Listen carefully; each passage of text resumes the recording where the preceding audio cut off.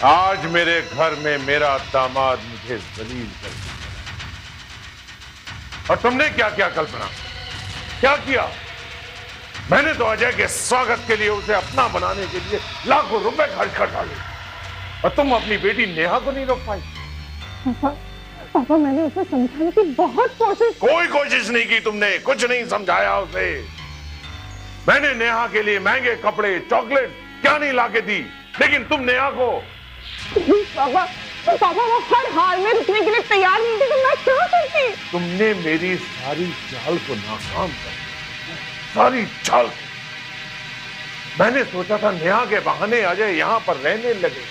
वाह कमाल, एक बात अपनी बेटी को अपने ही घर से दूर रहने के अलग अलग तरीके समझा।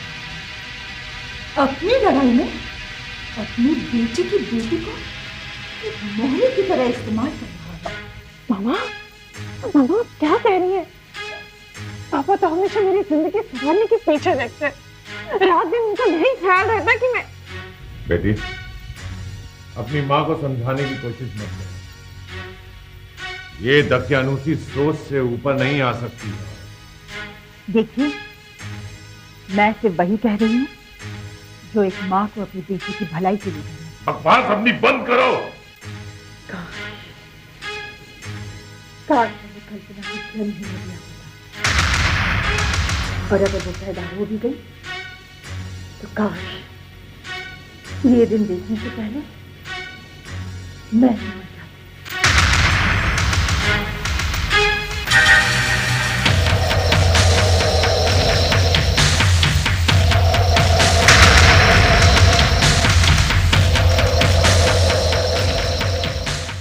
पापा, पापा नेहा का इस तरह अचानक बीमार, फिर अजय का यहाँ इस घर में उसे ले जाने के लिए आना, मुझे भी कुछ न कुछ साजिश करेगी। यस पापा, हमने जरूर करने की कोशिश। लेकिन बेटी, इस बार भी अजय कामयाब हो। अजय नहीं तो पूछना कल्याण। पापा मुझे पूरा यकीन है, इस पूरे नाटक के पीछे सूत्रधार तो वही है।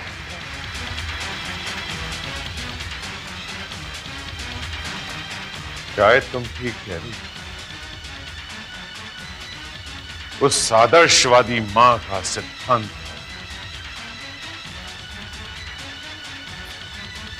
अब इसमें ठीक है।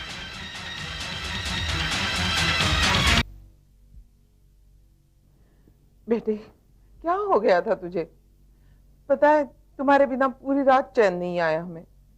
तुझे पता है ना, तुझे कुछ हो जाता है तो क्या हो जाता है हमें। रात को मुझे क्या हो गया था ये तो मुझे पता नहीं दादी, पर हाँ, मैं पापा को मम्मी के घर देखकर हैरान जरूर हो गई थी। पापा तो मुझे वहीं छोड़कर आने वाले थे। सच है? नहीं पापा, मैंने सोचा कि अगर वो वहीं रहे तो थोड़ा रेस्ट कर लेगी। भैया अच्छा हुआ इसे आप वहां नहीं छोड़कर आए, वरना वो लोग इतनी आसानी से इसे यहां नहीं आने देते। भाभी और भाभी के पापा को आप अच्छी तरह से जानते हैं। लो, भैया ने फिर से अपनी बात पुलिसी अंदाज में की थी। संजय जो भी कह रहा हो बिल्कुल ही ठीक है। माँ, आप लोग रात भर इतना परेशान रहे, आप लोगों ने मुझे क्यों नहीं बताया? कम से कम मोबाइल कर देती आप। तुम बड़ोड़ा पार्टी के पास पेमेंट लेने गए थे, हम तुम्हें वहां क्या इन्फॉर्म कर दिए? पापा आपने मुझे भी नहीं बताया। आप वहां से क्या कर लेते?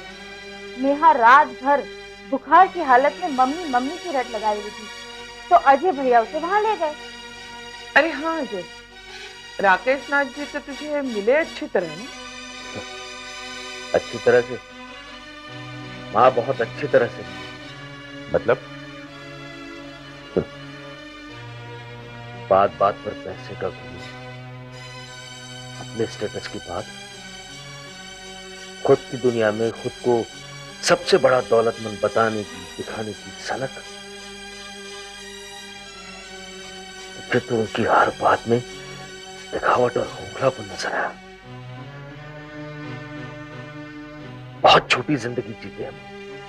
और कल्पना? तो अपने बाप के रंगों में रंगी हुई है।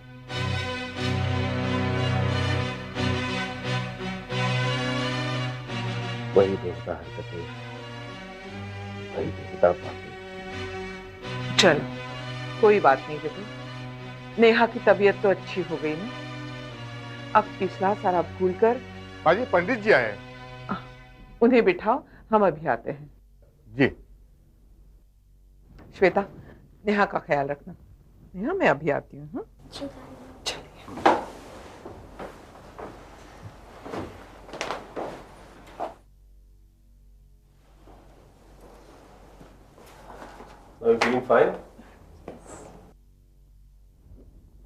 जयराम जी के पंडित जी। आइए आइए। अरे बैठिए बैठिए ना, आप खड़े क्यों हो गए? बैठिए। हाँ माँ जी। बताइए पंडित जी, कौन सा शुभ मुहूर्त है और शादी की कौन सी रस्म कब करनी है? इस महीने का तो हर एक दिन मुहूर्त है, कोई मुहूर्त या दिन देखने की आवश्यकता नहीं है। लेकिन फिर भी पंडित जी, मैंने कहा ना, इस पूरे महीने आप शुभ कार्य कर सकते हैं। वैसे सगाई के लिए 10 जनवरी का मुहूर्त बहुत ही उत्तम है। बाकी रस्मों में मुहूर्त देखने की कोई जरूरत नहीं, और शादी का मुहूर्त तो मैं पहले ही आपको बता चुका हूँ। हाँ, तो संजय की सगाई 10 जनवरी को कर लेते हैं। अति उत्तम माँ जी।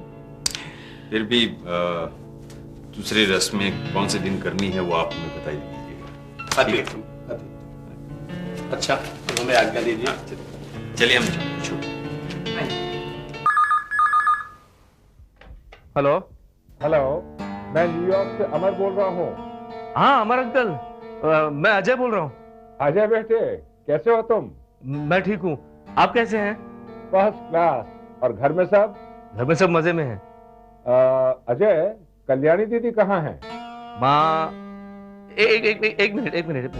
माँ, अमर अंकल का फोन यूएस से। हेलो। दीदी प्रणाम। हाँ बोलो अमर। मैं 4 तारीख रात की फ्लाइट से मुंबई के लिए रवाना हो रहा हूँ। सही वक्त पर आ रहे हो। संजय की सगाई की 10 तारीख निकली है। हर सही काम सही वक्त पर ही होता है। और हाँ, चौधरी साहब से मेरी हेलो जरूर कह देना। ओके? हाँ, मिलते हैं। अमर वहां से 4 तारीख की रात को निकल रहा है। अरे ममता जी, आप कब आई? बस अभी थोड़ी देर पहले। पर मैंने तो आपको आते नहीं देखा।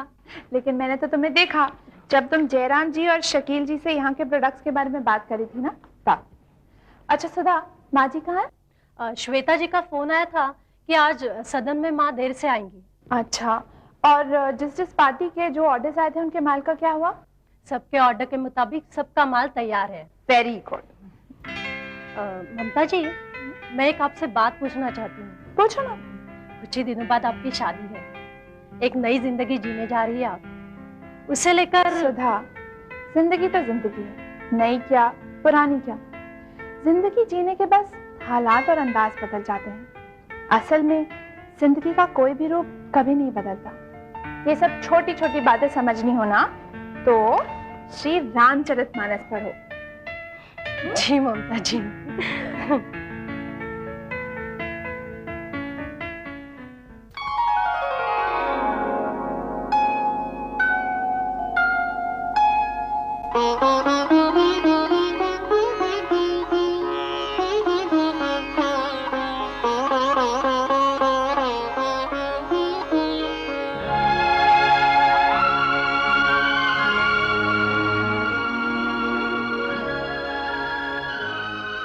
कल्याणी, हमारे बेटे संजय की शादी होने वाली है। मालूम है। इसमें क्या नई बात कही आपने? तुम्हें नहीं लगता खुशियों भरे पल हमारी बीती हुई उम्र को वापस ले आए हैं? हाँ, लगता है समय जैसे ठहर सा गया है। जाते जाते वो हम दोनों को एक पल पर ठहरा गया है, वो पल जो हमारी जिंदगी है, गुजरी हुई भी और आने वाली भी।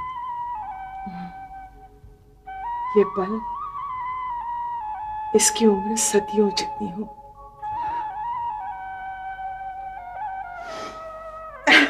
चलिए निकलते हैं। अरे इसीलिए तो मैं तुम्हें बुलाने आया था।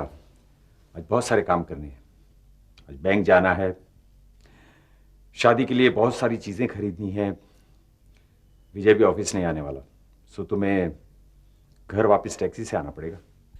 मैं मार्केट से घर नहीं आने वाली। ड्राइवर आपको ऑफिस ड्रॉप करेगा। सबके उड़ रहा है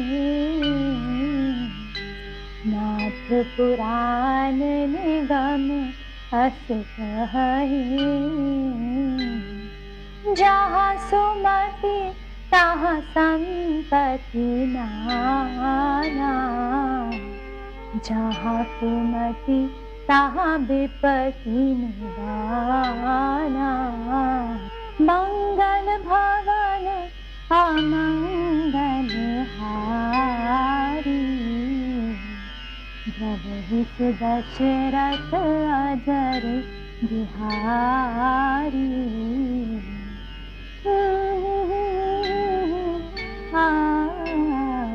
ममता जी, गाइए ना ममता जी, मुझे बहुत अच्छा लग रहा था।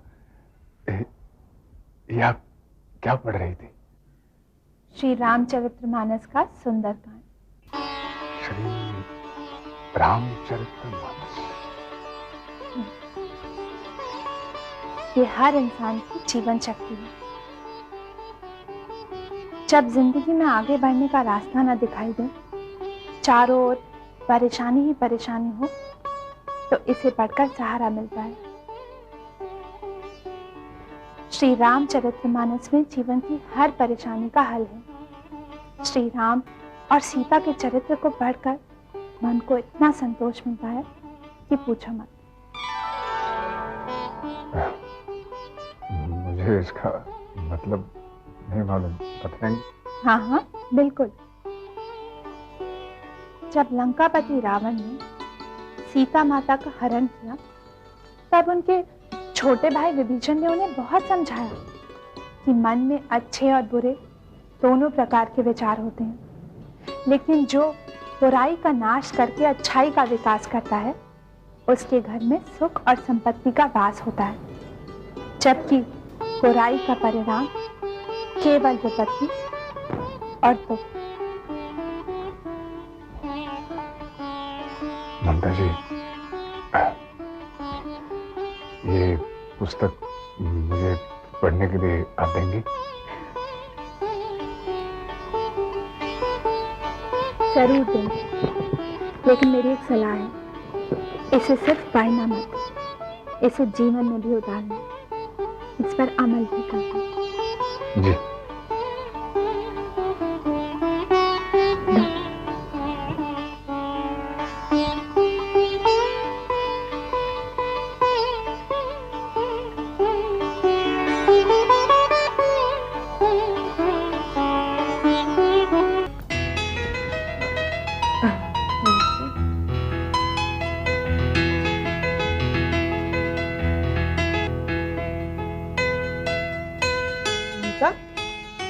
अमित क्यों आया है? मुझसे श्री रामचरितमानस मांगने। क्या? मैं यहाँ सुंदरकांड पढ़ रही थी, मेरी आवाज सुनकर वो यहाँ आ गया।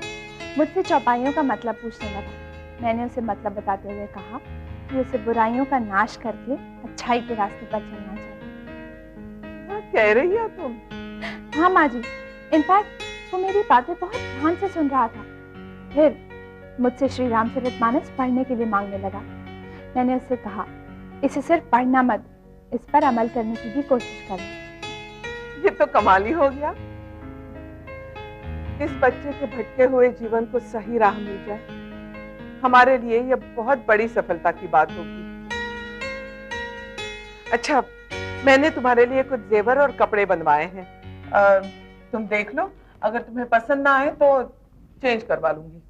माँ जी, ये सब आप अपनी पसंद से लेकर आई हैं ना, मुझे पूरा विश्वास है आपकी पसंद मेरी पसंद से भी कई गुना अच्छी होगी। हेलो ममता। क्या बात है बेटे, ममता के ख्यालों में इस तरह खोया है कि माँ की आवाज भी नहीं पहचानता। माँ, आई एम सॉरी, वो गलती हो गई, मुझे लगा ममता होगी। मैं बाद में फोन करता हूँ। नहीं नहीं नहीं, काटो मत। मैं देती हूँ ममता को। जी चलो, मैं जरा बच्चों से मिलकर आती हूँ।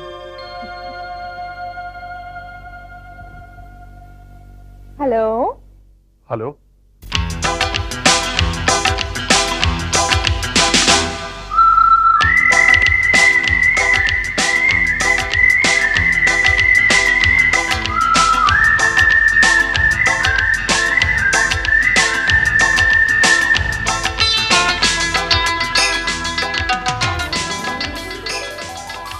क्या संजय, तुम्हें ना जरा भी सब्र नहीं, सुबह सुबह सदन में फोन कर दिया।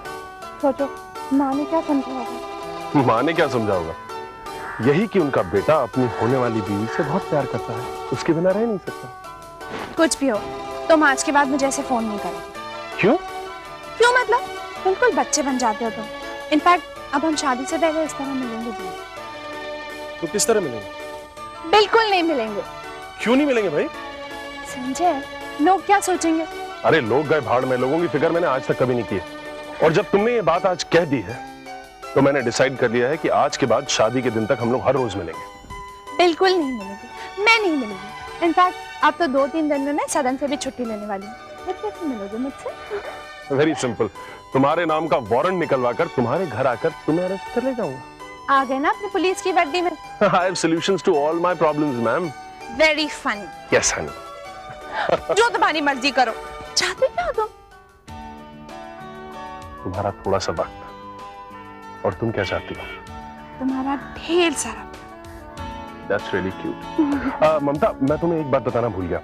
वो हमारे अमेरिका वाले अंकल है ना, हमारा अंकल, हाँ। वो कल आने वाले हैं। Oh, really? Yes, really. Sanjay, तुम